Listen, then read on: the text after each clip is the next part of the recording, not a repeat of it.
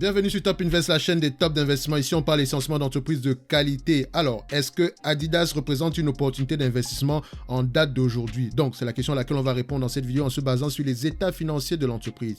La première chose que je regarde, généralement ici, tout le monde connaît la description d'Adidas, d'accord? Donc, on va passer directement aux états financiers. Donc, pour Adidas ici, on a une croissance des revenus, d'accord? Croissance des revenus avec un trou d'air en 2020, c'est tout à fait normal, la période de la pandémie. Donc, on peut remarquer ici qu'au mois de décembre 2020, sur les 10 dernières années, on avait 5% de croissance et 3% de croissance sur les 5 dernières années avec comme base décembre 2020.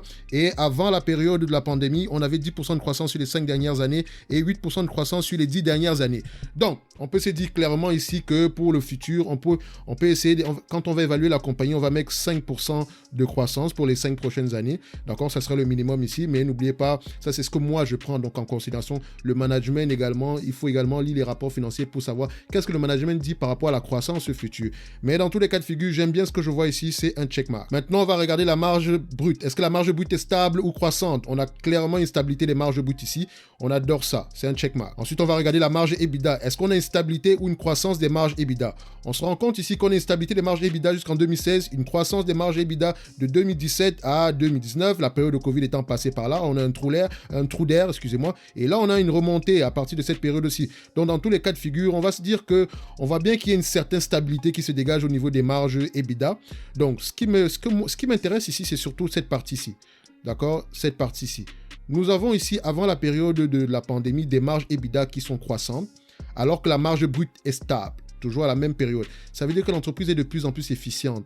Donc, le revenu augmente et n'a pas besoin d'augmenter ses coûts d'exploitation afin de pouvoir générer plus de revenus. Donc, tout le revenu supplémentaire passe directement dans la partie profit, donc la partie profit opérationnel.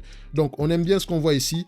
C'est un checkmark. Maintenant, on va regarder l'état de la dette ici. Est-ce que la dette nette sur EBITDA est inférieure ou égale à 5? Ici, on a une dette nette sur EBITDA aux alentours de 0,5. C'est inférieur à 5. On aime ce qu'on voit ici. C'est un checkmark. Alors, combien vaut cette entreprise en date d'aujourd'hui avec comme information, nous avons une croissance des revenus, une stabilité des marges et une stabilité du bilan. Donc ici, combien est-ce que ça vaut? Donc pour pouvoir le faire, je vais passer directement par une autre façon de valoriser l'entreprise, toujours par les multiples. Donc j'utilise ici les PER. Donc le PER moyen ici, c'est cette entreprise de 25, c'est normal. L'entreprise étant une compagnie de qualité, sa marque est assez forte, donc généralement, elle a un certain pricing power. C'est la raison pour laquelle, même avec une croissance de 5%, elle se négocie généralement à des PER élevés.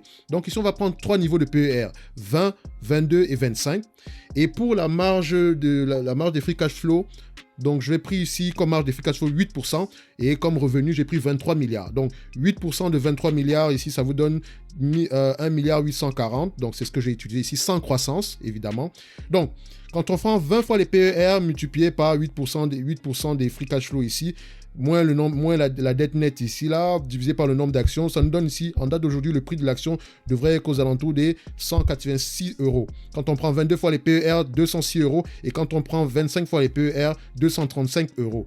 Donc, au prix actuel, moi je dirais, je prendrais la marge haute parce que généralement, Adidas étant une compagnie de qualité, elle a tendance à s'échanger à des PER plus élevés, mais comme je vous l'ai dit, c'est par rapport à la qualité même de l'entreprise. Moi, je vous ai toujours dit que je ne prends jamais des PER supérieurs à 25, même quand j'évalue une entreprise.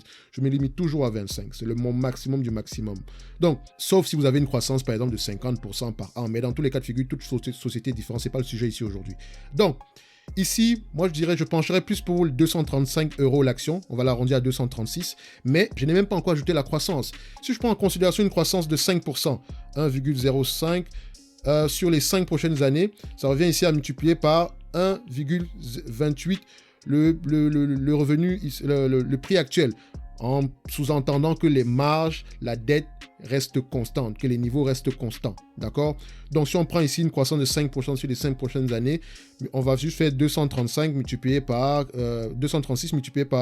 1,28, ça nous donne ici au total 302 € l'action. Donc, avec 5% de croissance, l'entreprise pourrait valoir 302 €.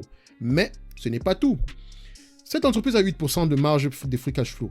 Quand vous allez comparer à Adidas, à Nike, vous allez vous rendre compte que Nike a des marges brutes moins élevées, mais Nike a des marges opérationnelles plus élevées. Donc Nike est plus efficiente qu'Adidas. Et Nike se négocie généralement avec des marges de free cash flow aux alentours de 12%. Donc Adidas peut clairement atteindre les 10%. elle a clairement la capacité de pouvoir le faire. Parce que vous avez vu aujourd'hui, si vous remarquez bien, le prix d'une Stan Smith aujourd'hui, ce n'est pas le même prix qu'il y a 5 ans. Ce prix-là évolue. Moi, j'aime bien Adidas. Bon, j'aime également des Converse. Mais dans tous les cas de figure, le prix des chaussures augmente. C'est tout à fait normal. Et quand vous allez acheter vos baskets, vous ne les achetez pas en fonction du prix. C'est généralement en fonction de la marque et du modèle. Et les gens ont généralement des préférences. Il y a des gens qui préfèrent Adidas, qui préfèrent Nike. Mais si j'arrive avec une marque, disons, lambda, vous n'allez pas vouloir l'acheter, même si je vous vends la même chaussure, le même modèle, sauf que j'enlève seulement le nom Adidas. Je vous vends la même chaussure, faite avec les mêmes matières. Vous n'allez pas vouloir l'acheter au même prix. Jamais de la vie. Vous allez vouloir l'acheter à un prix un peu moins élevé, surtout si ma marque n'est pas prestigieuse. Donc ici, cette marque-là, c'est un pricing power. Ça lui donne la possibilité d'augmenter le prix tout en gardant les volumes élevés.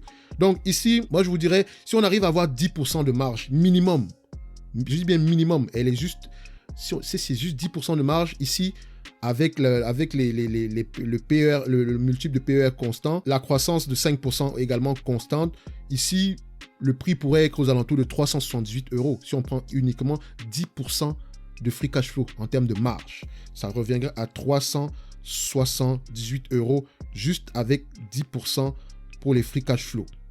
D'accord? Donc, si elle arrive à développer son pricing power, parce qu'elle a déjà commencé à le faire, le prix des chaussures augmente de plus en plus, elle peut valoir à 378 €. Et aujourd'hui, le prix coté en date d'aujourd'hui aux alentours des 211 € l'action. Donc, vu qu'on est là pour le long terme, c'est une entreprise qui a clairement la capacité de le faire. Et actuellement, elle a 2 fois moins de revenus que Nike. Nike est aux alentours de 40 milliards et Adidas est aux alentours de 23 milliards. Pourtant, techniquement, je pense que c'est des marques à peu près prestigieuses, même s'il y a une préférence pour Nike, parce que Nike innove énormément, alors qu'Adidas, parfois, l'innovation, c'est pas trop ça chez eux. Mais dans tous les cas de figure, il y a moyen ici de pouvoir augmenter les marges tout en gardant les volumes stables ou bien élevés.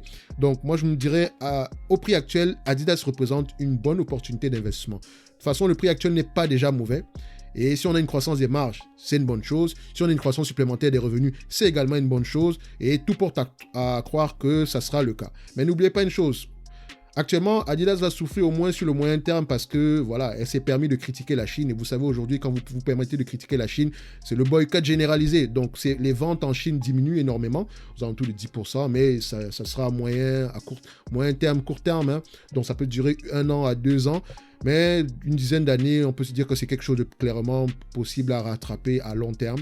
Donc, moi, je dirais, au prix actuel, je penche plutôt pour Adidas qui pourrait représenter une opportunité d'investissement. Et mon prix minimum, donc de manière à peu près, entre parenthèses, pessimiste, est de 302 € l'action. Donc 213 € ici, ça serait un bon moyen de commencer à accumuler une position sur Adidas. Et je pense également que cette entreprise est éligible au PEA. Donc c'est une entreprise de qualité, pricing power. On est dans une période inflationniste, donc tout est bien. Ce qui est sûr et certain, vous aurez des enfants qui vont vouloir acheter des baskets. Donc voilà, les baskets, ça s'achète en fonction de la marque. Et plus la marque est prestigieuse, plus vous demandez un supplément en termes de prix. Donc c'est tout ce que je peux dire ici là par rapport à Adidas. On se donne rendez-vous à la prochaine vidéo. Merci.